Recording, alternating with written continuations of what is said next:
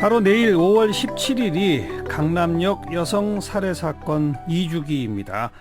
그 사이에 페미니즘 논란 또 미투 운동 비롯해서 우리 사회 내에 여성 혐오 범죄, 성폭력 문제에 대한 많은 말들이 터져 나왔습니다만 여전히 많은 여성들이 바뀐 게 뭐가 있느냐 이렇게 되묻고 있답니다. 자, 오늘 안진걸의 이웃사람, 달라지지 않은 현실을 살고 있는 그 여성들 이야기 한번 해봅니다. 민생경제연구소 안진걸 소장, 어서 오세요. 네, 안녕하십니까. 네. 강남역 살인사건 이후에 페미니즘 논란, 미투 운동 정말 대단한 일들이 벌어졌잖아요. 예, 그 강남역 때 그 이제 추모 열기. 그러니까 운 좋게 살아남았다. 그렇죠. 많은 여성들이 누구라도 당할 수 있었다. 해필이면 그 범인이 여성이 오기를 기다렸다. 이렇게 표현했거든요. 그래서 물론 여성 혐오 범죄인지 논란이 일부 있었지만 분명한 것은 그런 의도가 드러났고 또 여성이니까 살해당했다는 건 분명한 사실입니다. 보통 화장실에서 남성이 그렇게 살해당하는 경우는 거의 없잖아요.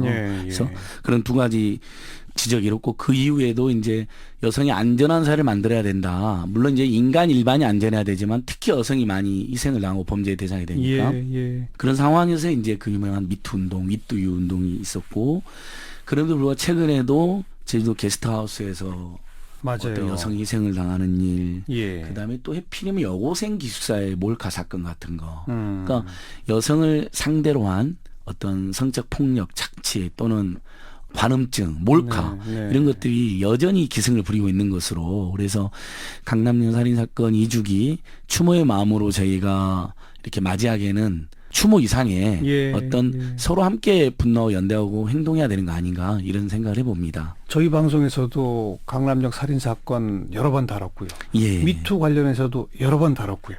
문제제기 많이 하고 공감도 많이 하고 우리 사회 변해야 합니다.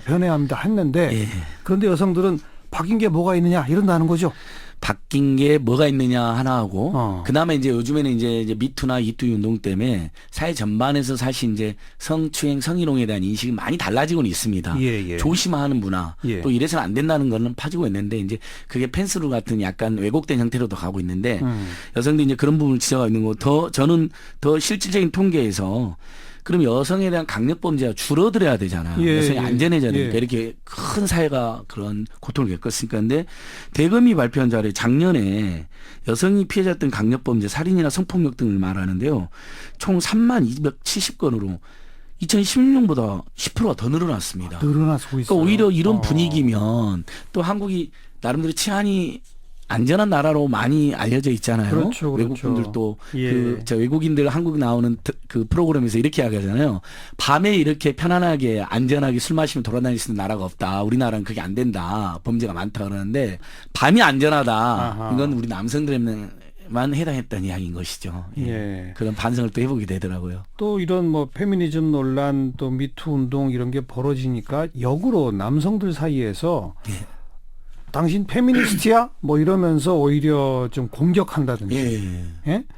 그리고 이렇게 하는 것도 미투 대상이 되나? 이러면서 또 성희롱 비슷하게 한다든지. 그러니까 놀려대고 아까 말한 것처럼 펜스룰로 여성이랑은 같이 해야 안 해, 밥 안 먹어 이런 식으로 흐르는데 그건 절대 그러면 안 되는 일이죠. 왜냐하면 똑같이 일하고 똑같이 회의하고 회식하면 되는 거거든요. 근데 하지 말아야 돼 행동만 안 하면 되는 거잖아요. 평상시처럼 잘 지내시되.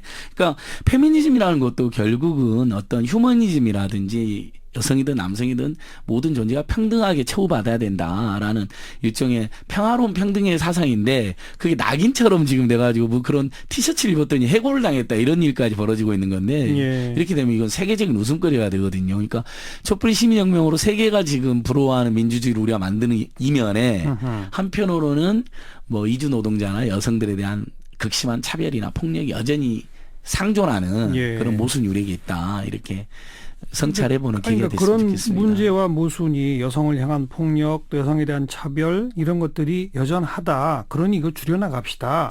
라는 운동에 대해서조차 일부 남성들이 저항하고 있다는 거잖아요.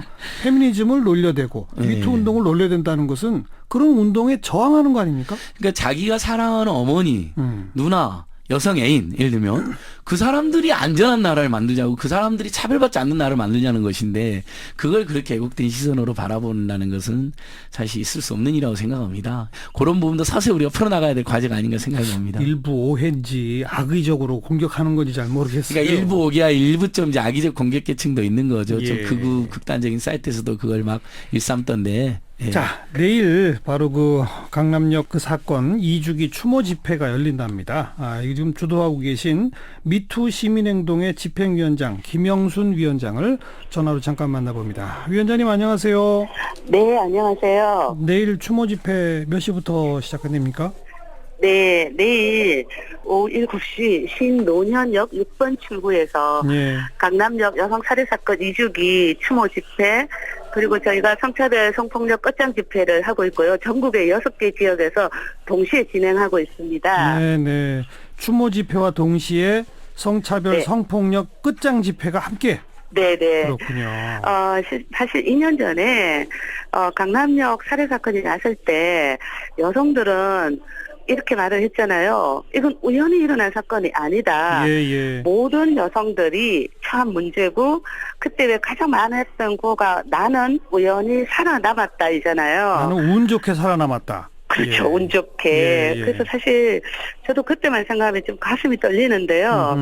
그래서 근데 여성들은 모든 곳이 강남역이라는 거죠. 네. 그래서 강남역 사건에 대한 어떤 여성들의 외침이라는 것은 사실 우리 사회에 이 여성 폭력 문제가 바뀌고 달라져야 해결되는 문제이기 때문에 예.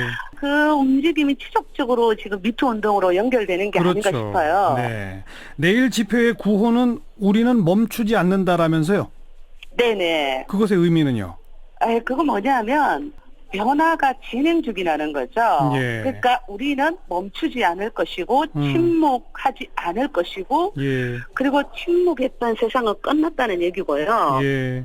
그리고 또 미투 운동이라는 것이 한 개인의 용기나 그 한 개인이 그냥 나와서 말을 하는 것이 아니라 예. 지난 촛불 광장에서 정권을 바꿀 때 광장에 나왔던 여성들이 예. 상상당이 민주주의라는 사회적 정의를 세우는 그 운동을 했던 여성들이 나와서 하는 운동이거든요. 그렇죠. 우리 김영순 위원장 보시기에 지난 네. 2년 사이에 우리 사회에서 이루어진 그런 페미니즘 또 미투 운동, 뭐 여성차별 철폐 운동 이런 등등의 움직임이 그보다 지난 한 2년보다는 획기적으로 증가한 건 맞습니까? 우리가 그동안 성폭력 사건이라는 것은 예. 그 여성들이 안전한 곳에서 비공식적으로 성폭력을 얘기했고 법적으로 절차를 밟았고 그 법적으로 절차를 밟는 여성 중에서 정말 한 2% 정도만 사실 그 신고를 해서 그랬죠. 이루어진 거죠. 예. 그런데 지금 미투 운동의 핵심은 뭐냐면 여성들이 광장에서 자신의 생존을 걸고 말을 한다는 거예요. 그렇죠. 예, 그럼에도 불구하고 사실은 국가가 수많은 정책을 냈지만 뭐 바뀌는 게 없어서 좀 안타깝긴 하네요. 예. 그러니까 뭔가 새로운 양상의 변화가 지난 2년 시작된 거는 인정하시는데 그러나 우리 사회는 근본적으로 안 달라졌다 이거 아닙니까? 그렇죠. 여성들은 끊임없이 외치잖아요. 끊임없이 외치는데 이 여성들의 외침을 우리 사회가 제대로 안 받아주고 있는 거죠. 예. 이번에도 보시면 아시겠지만 여가부, 고용노동부, 교육부, 인사혁신처, 법무부, 국방부, 문체부 정말 모두 경쟁적으로 대책을 발표했는데 예. 진정성이 없습니다. 진정성이 없다? 의지도 없습니다. 진정성과 그래서, 실천 의지가 예. 없다? 예. 좀 다시 말하자면 예. 이 미투의 핵심은 뭐냐면 성별 권력 구조를 바꾸는 거잖아요. 예.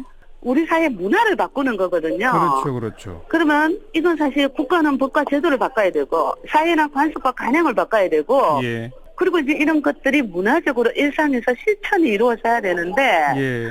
언론에서 이렇게 막 문제 제기할 때만 이야기되고 정책을 발표하고 실질적으로 어떤 경찰이나 검찰은 수사를 진행하는 과정에서 집행 의지가 아주 매우 부족하고 오죽하면 며칠 전에 문재인 대통령도 이 몰카 범죄, 데이트 폭력 이런 거에 대해서 우리 수사 관행이 너무 느슨하다, 처벌이 강하지 그러니까요. 않았다 이렇게 지적했잖아요. 네.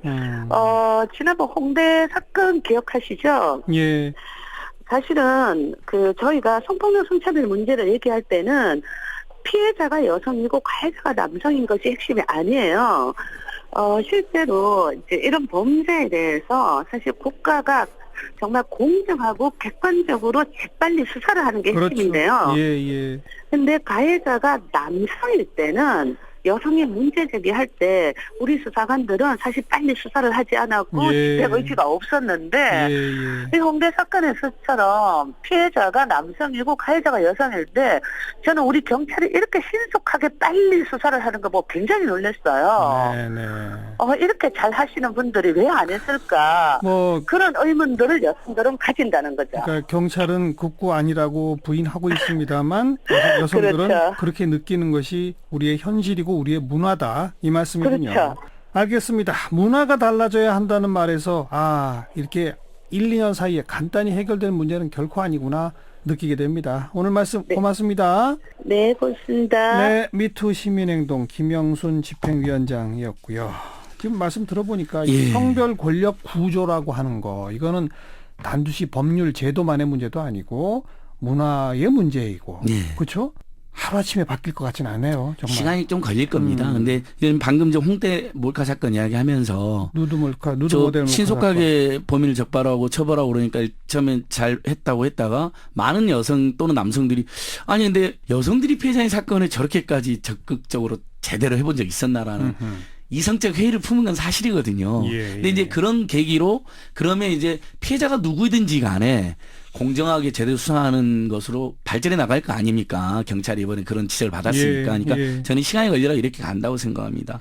방금 그 대표님 말씀 중에 정말 뜨끔하고 와닿는 말씀이 여성들은 모든 곳이 강남역이다. 다 어디 가나 불안하다. 예, 아무리 그 인권 감성이나 어떤 남녀 평등의 앞장서는 남성들도 모든 곳이 강남역이라고는 체감하지는 못하거든요. 왜냐하면 상대적으로 안전하잖아요, 저희들은. 그러니까 그 말 듣고 가슴이 먹먹해졌습니다. 그러니까 제가 좀 그런 여성들의 그런 두려움, 그 원초적 어떤 호소, 무서움, 그러니까 남성들이 예를 들면 엘리베이터 타면서 두렵다 이런 느낌은 거의 받질 않잖아요. 근데 많은 여성들 엘리베이터에서 두려워한다. 심야에라든지 또는 뭐 사람이 별로 없을 때 두려움을 느낀다는 조사 결과가 나와 있어요. 그러니까 다 제가 어머님이 있고 누나가 있고 애인이 있잖아요. 예를 들면 사랑하는 가족들 중에 여성들이 다 있고 그분들이 그걸 겪는다고 생각하면 우리가 빨리 안전한 사회 만들어야죠. 그렇죠. 여성이라는 이유만으로 당한 사람은 안 된다는 거죠. 맞습니다. 그러니까. 조금 아까 김영수 위원장 성평등이 곧 민주주의다 이런 말씀하셨는데요. 사실 민주주의는 저절로 얻어지지 않습니다. 기존의 권력 기득권 구조에 도전하고 저항하고 깨부셔야 민주주의가 만들어지는 거거든요. 지금 알게 모르게 이 성별 권력 구조에서 기득권을 갖고 있는 쪽에서의 저항이 있어요. 그 저항을 깨부시지 않으면 사실 민주주의는 달성되지 않습니다. 아무래도 남성들이 상대적으로 뭐 처우라든지 승진이라든지 자기들도 모르면서 그런 구조에 들어와 있는 있죠. 거죠. 그러니까 그건 다 조금만 고민해보면 아시잖아요. 승진, 처우, 임금에서 통계상으로도 남성들이 유리했거든요. 그래서 제 마지막으로 이제 사람이 사실 태어나고 선택하는 것은 자기 책임이 있지만 성별이나 인종이나 지역이나 외모나 뭐 집안 배경은 자기가 선택할 수 있는 게 아니잖아요. 선택할 수 없었던 것으로 차별받는 건 이건 야만이거든요. 그렇죠. 본인이 선택한 것도 아닌데 그런 성찰을 다 같이 한번 해보면 좋을 것 같습니다. 아까 제가 방송한 도중에 그 페미니즘을 오히려 조롱하고 미투 운동을 조롱하고 하는 저항하는 움직임들이 요즘 있지 않느냐라고 말했지 않습니까?